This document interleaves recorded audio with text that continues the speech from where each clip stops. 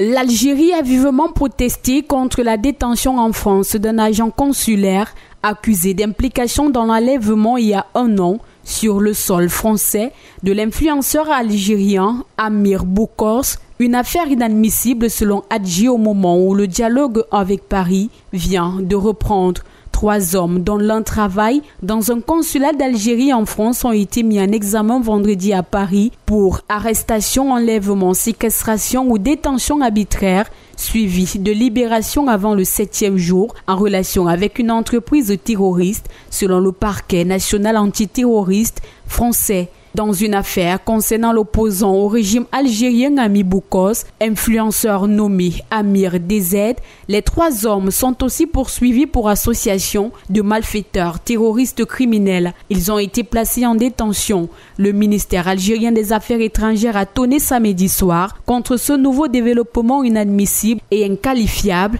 qui causera un grand dommage aux relations franco-algériennes. Il s'est engagé à ne pas laisser cette situation sans conséquence. La diplomatie algérienne a précisé avoir reçu l'ambassadeur de France Stéphane Romaté pour exprimer sa vive protestation. Elle a rappelé que l'agent consulaire a été arrêté en pleine voie publique puis placé en garde à vue sans notification par le canal diplomatique et a dénoncé l'argumentaire vermoulu et farfelu du ministère de l'Intérieur français fustigeant une cabale judiciaire inadmissible reposant sur le seul fait que le téléphone mobile de l'agent consulaire inculpé aurait borné autour de l'adresse du domicile de l'énergumène Amir Boukos. Cet influenceur algérien est en France depuis 2016 et a obtenu l'asile politique en 2023 et son pays le réclame pour le juger. À la suite des mises en examen, Maître Plouvier a parlé d'une affaire d'État et le ministre français de l'Intérieur Bruno Retailleau a évoqué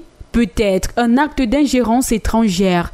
Mais pour la diplomatie algérienne, ce tournant judiciaire inédit dans les annales, dans les relations algéro-françaises, n'est pas le fruit du hasard. Il se produit à des fins de torpillage du processus de relance des relations bilatérales convenues entre les 2 chefs d'État lors de leur récent entretien téléphonique, a déploré le ministère des Affaires étrangères. Ainsi, de vives tensions affectent les relations entre la France et l'Algérie depuis que le président Emmanuel Macron a décidé fin juillet d'appuyer un plan d'autonomie sous souveraineté marocaine pour le Sahara occidental, où les indépendantistes de Polisario sont soutenus par Alger.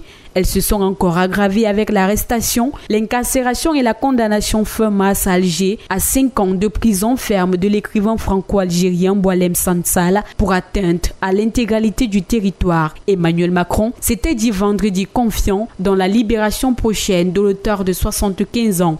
Mais pour l'heure, les choses sont revenues et surtout ne sont pas à la normale.